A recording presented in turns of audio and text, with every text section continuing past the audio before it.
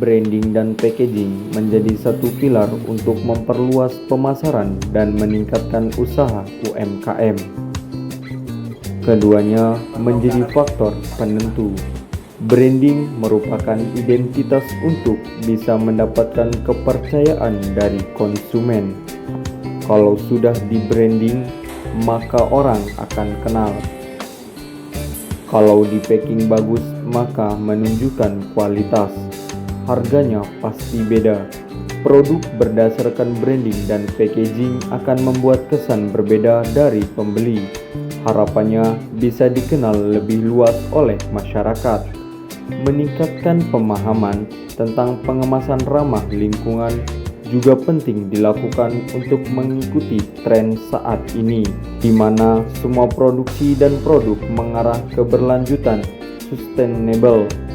Selama ini, pelaku usaha banyak mengandalkan plastik sebagai kemasan produk, padahal kemasan plastik sulit diurai dan menyebabkan pencemaran lingkungan. Dengan packaging ramah lingkungan akan menambah nilai tambah. Tren saat ini segala sesuatu yang organik dicari masyarakat, karena masyarakat ingin lebih ramah lingkungan dan harganya lebih mahal, tapi tetap laku karena ada marketnya. Selama ini branding dan kemasan produk menjadi titik lemah dari para pelaku UMKM. Akibatnya produk yang dihasilkan UMKM tidak bisa dikenal masyarakat luas. Dengan strategi branding, pelaku usaha bisa memberi pencitraan nama UMKM-nya itu, sehingga para konsumen langsung ingat. Kalau ini sudah berhasil, para pelaku UMKM bisa tumbuh dan berkembang. Strategi branding akan lebih sempurna apabila diikuti dengan kemasan inovatif dari produk yang dihasilkan. Kemasan yang bagus akan menarik konsumen. Kemasan yang inovatif dan ramah lingkungan akan mendorong UMKM lebih berkembang dan naik kelas.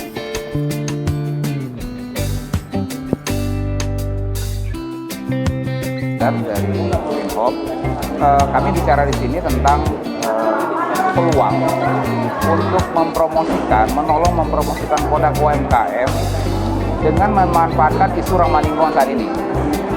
Jadi teman-teman UMKM itu kan satuannya kecil-kecil. Saat ini pun mereka membeli packaging itu tidak berdaya. Mereka membeli lebih mahal daripada industri, dan itu tentunya menghambat penjualannya mereka. Di satu sisi saya lihat isu ramah lingkungan itu lagi seksi, dibahas di mana-mana, mulai dari PBB sampai ke bawah. Dan pendekatannya awalnya terhadap ramah lingkungan itu lebih banyak ke pendekatan kewajiban ya. Anda harus menjaga lingkungan, Anda harus ini. Jadi kalau pendekatannya itu nggak ketemu dengan UMKM, mereka untuk hidup aja udah susah kan gitu ya. Tapi saya lihat di sisi lain, kalau isu ramah lingkungan itu udah seksi, artinya UMKM ketika menggunakan plastik ramah lingkungan, brandnya bisa dipromosikan, gitu loh Pak. Nah, kenapa kita ambil UMKM? Karena mereka bisa berkelompok. Kalau perusahaan besar tentu pertimbangannya banyak, betul nggak? Bukannya perusahaan besar tidak bergerak, mereka bergerak, tapi kan mereka punya waktu, punya source untuk menunggu waktu, menunggu momen. Nah, saya melihat UMKM itu kurang lincah di situ, kurang agile di situ. Nah, kenapa mereka tidak kita kelompokkan? Ayolah kita berpromosi bersama. Misalnya Lampung terkenal dengan keripik singkongnya, mungkin pemainnya ada ribuan gitu ya. Kalau misalnya kita ngomongkan, oh kami dari Lampung sudah berkomitmen untuk memproduksi keripik singkong kami dengan kemasan plastik ramah lingkungan, itu kan jadi highlight media Pak. Orang akan melihat manfaatnya. Ketika orang bertanya apakah lebih mahal? Tidak. Kami tahu sekarang industrinya jadi lebih mahal. Kenapa? Karena supply and demand-nya belum tinggi.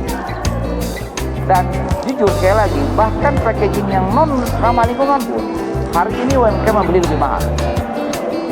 Jadi ketika kami mengatakan berinisiatif kenapa nggak dikelompokkan? Kelompokkan itu gimana? Ada UMKM naik kelas, dikoordinir lah packaging itu. Ada grup, kita mau ketemu nih grup grup pengrajin keripik singkong, keripik jagung, keripik pisang ya. Kalau mereka berkelompok dan menyepakati, oke kita desainnya begini semua ya, itu akan membuat cost-nya rendah dan promosinya bareng-bareng. Idenya sederhana itu Pak. Cenderung melihat itu sebagai, saya lebih cenderung melihat itu sebagai peluang buat UMKM menaikkan trennya. Karena mereka masuk ke tren ya, mendahului yang lain kan.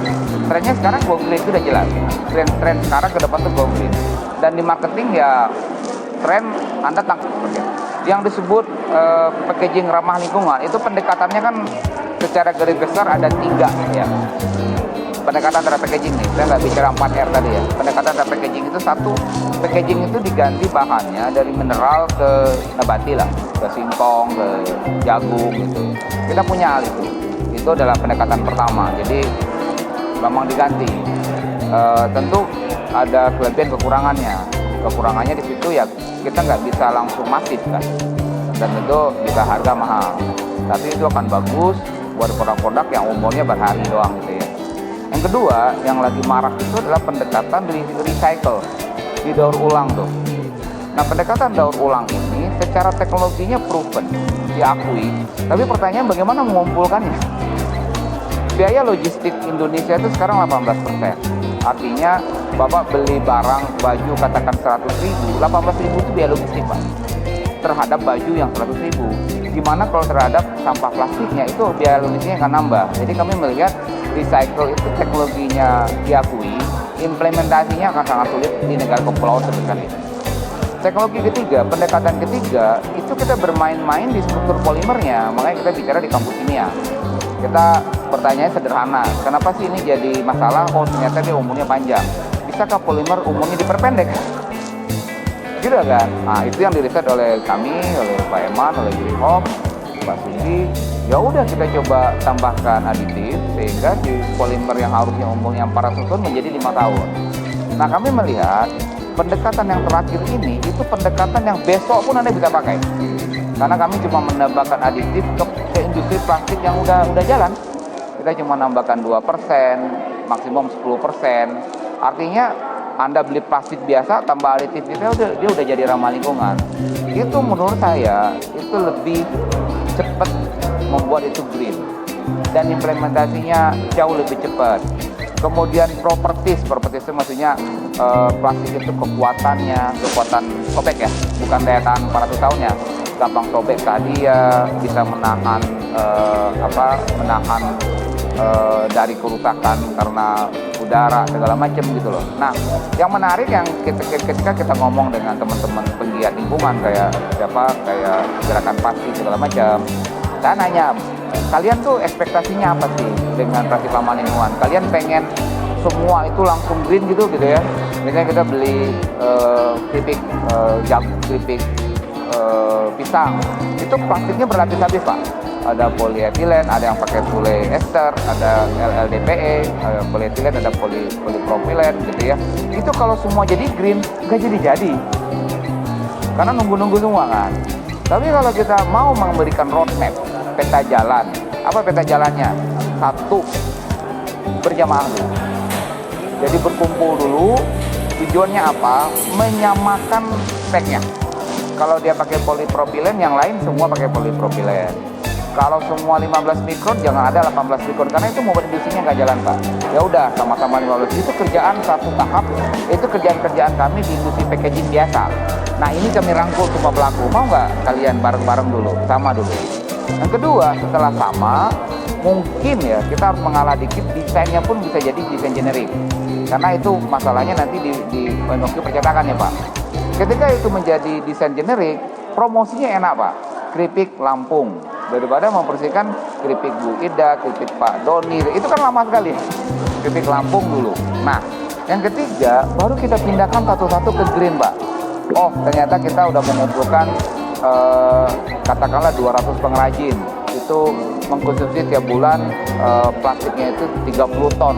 Itu kita bisa gedor orang pabrik. Ayo, ini udah 30 ton, Anda tolong produksi dong dengan green. Itu peta jalannya. Karena kalau satu-satu yang bergerak nggak jadi. Nah, kalau kita bisa berjamaah begitu, Kenapa kami ke Lampung? Lampung ini kan struktur industri UMKM-nya homogen ya, cukup homogen. Tidak banyak banget ya keripik-keripikan. Kalau industri besar ya kopi. Artinya jenis packagingnya nggak macam-macam. Itu sangat bisa kita lakukan penyeragaman lapisan, penyeragaman struktur packagingnya. Itu dalam waktu dekat Lampung bisa promosi langsung. Kalau kami sudah beralih ke green, dan itu harusnya, mohon maaf, berkali-kali saya ngomong, jangan bicaranya saya ngomong ke teman-teman NGO, jangan jadi watchdog yang mantau ya, tapi jadi orang tepuk tangan gitu loh Pak. Mengapresiasi, misalnya kita ketemu pengrajin Lampung 40 orang mau green, itu diapresiasi dulu. Mereka udah mau loh, pokoknya dikasih reward, betul nggak? Pokoknya reward tuh gak harus uang, kadang-kadang ke media ya Pak ya. Media ngomong, pengrajin di situ sudah berniat untuk green, itu dihargai dulu lah. Karena mereka udah bergerak, mereka nggak nunggu yang besar bergerak. Itu menurut saya masyarakatnya lebih indah, karena semua memberikan apresiasi gitu loh Pak. Arahnya begitu. Ya target untuk masuk Pasar Lampung sebenarnya hari ini pun kita bisa masuk. Karena kemarin kendala utama itu kan kita mau produksi dulu atau cari market dulu kan gitu ya Pak ya. Ya dong. Sebenarnya kita udah pesen ke industri. Kita punya polimer. Tapi kita udah pesen ke industri suruh bikin 10 ton, udah pesen. Ada 10 ton tuh untuk keripik itu gede banget tuh. Banyak sekali. Itu kita juga udah disupport oleh industri, karena seharusnya mereka, Bapak lihat paparan saya, ada minta 40 ton, ada 50 ton, ada 90 ton untuk itu. Kita bilang, oke, kita harus jalan, 10 ton beli dulu deh. Itu satu. Yang kedua, kalau kita ketemu roadmap yang bertahap itu Pak, itu indah. Berarti hari ini pun kita bisa kumpulin yang keripik pisang. Hari ini kita jam 3 mau ketemu. Kita ngomong deh, Bapak Ibu sepakat nggak kalau speknya mau disamain? Ya nggak Pak? Sepakat itu kan bisa dihitung aja Pak.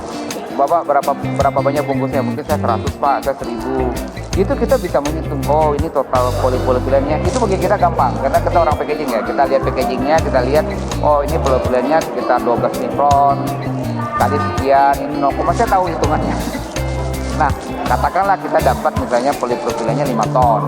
Kita tinggal meeting di dalam, apakah kita yang maju ngambil risiko, kalau produksinya minus 10 ton ternyata baru 5 ton, udahlah kita beli dulu deh. Karena kan nggak Lampung doang, kita juga ada Sidoarjo, betul nggak? Nah itu jalan Pak. Tapi kalau semua sendiri-sendiri ngomong, saya packaging saya khusus Pak, saya nggak bisa 15 mikron, saya mau 17 mikron lebih tebal, kami nggak bisa beri. Nah itu loh Pak, jadi sebenarnya hari ini pun kita bisa.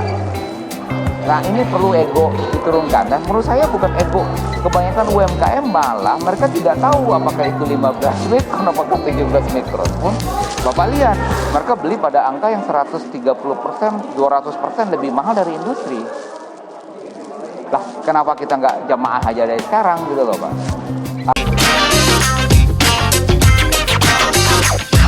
Sangat bagus sekali, karena selama ini kan masyarakat terutama owner itu nggak tahu loh kemasan yang bagus itu seperti apa, yang enggak itu seperti apa.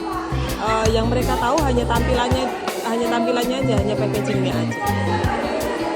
Saya pikir itu adalah langkah terbaik. Jadi semua sama, jadi tidak ada jempol kiri, tidak ada jempol kanan, semua jempol gitu. Tentu saja akan mendukung program ini karena ini memang sangat bagus sekali, dan perlu adanya dukungan dari semua pihak sebetulnya ya, tidak hanya PMKM saja sebetulnya. Oleh karenanya mungkin dimulai dari PMKM dulu, kita mencoba untuk menyamakan persepsi bahwa tidak ada jempol kiri, tidak ada jempol kanan, semua jempol. Jadi image UMKM terhadap kemasan ramah lingkungan itu hampir belum ada. Tapi setelah adanya seminar ini tadi, ternyata membuka wawasan kita bahwa kemasan ramah lingkungan itu sangat kita perlukan dan harus kita dukung sejak dini. Kami sangat mendukung, dan kami akan support serta akan menggunakan produk ramah lingkungan ini. Ya, secara umum karena ketidakpahaman ya. Jadi kalau UMKM itu taunya kalau kemasan di packingnya dengan plastik, dan plastik itu kan dari polimer. Nah justru dengan adanya pemahaman ini, sebetulnya yang pertama ini akan menaikkan nilai jual. Kenapa? Karena di luar negeri itu hal-hal yang berbau tentang ramah lingkungan itu nilainya berbeda. Jadi contoh misalnya dia mempacking ikan sale, kemudian di packing pakai plastik yang ramah lingkungan, itu nilai jualnya tentu lebih tinggi ketimbang pakai plastik polimer. Makanya harapan kita ke depan UMKM kita dorong untuk menggunakan produk-produk kemasan yang ramah lingkungan sehingga dia bisa menaikkan nilai jual. Itu kira-kira Pak. Ya, memang produk ini tidak bisa dibeli dalam jumlah sedikit. Nah, justru melalui kelompok-kelompok tertentu yang bisa mengorder dalam jumlah besar, sehingga baru nanti dibagi-bagi ke beberapa UMKM. Harganya bisa lebih murah. Nah, ini yang akan coba kita lakukan pendekatan kepada kawan-kawan itu untuk mulai berpikir ke arah situ. Itu harapannya. Ya, secara packaging sebetulnya teman-teman di UMKM itu sudah memenuhi standar untuk bisa dijual keluar, baik dalam negeri maupun luar negeri. Nah, tentang bagaimana apakah itu nanti penjualannya akan besar atau sedikit, memang ada beberapa faktor. Salah satu faktornya adalah kepercayaan kalau produk itu memang ramah lingkungan. Yang kedua adalah kapasitas produksi yang harus didorong, dan ini juga butuh dukungan pemerintah, termasuk dari segi pembiayaan, mungkin bantuan kredit dan lain-lain. Dan yang terakhir juga adalah bagaimana pemerintah membuat regulasi kemudahan agar para UMKM itu bisa ekspor. Intinya tuh sebetulnya itu, dan harapan kita sebetulnya ini nilai plus. Nilai plus artinya pemerintah membantu dari sisi pembiayaan, nilai plus membantu dari sisi regulasi ekspor. Dan yang juga tidak kalah penting adalah di luar negeri memang seperti itu. Hal-hal produk, hal-hal tertentu khususnya produk pangan yang ramah lingkungan itu punya nilai yang lebih tinggi. Contoh misalnya begini, di Eropa itu kopi organik dengan kopi biasa itu harganya sangat jauh beda.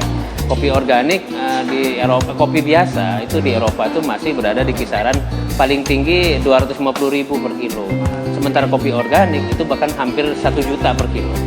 Nah, ini kan artinya nilainya jadi berbeda kalau misalnya kita bisa bergeser sedikit ke arah itu. Gitu.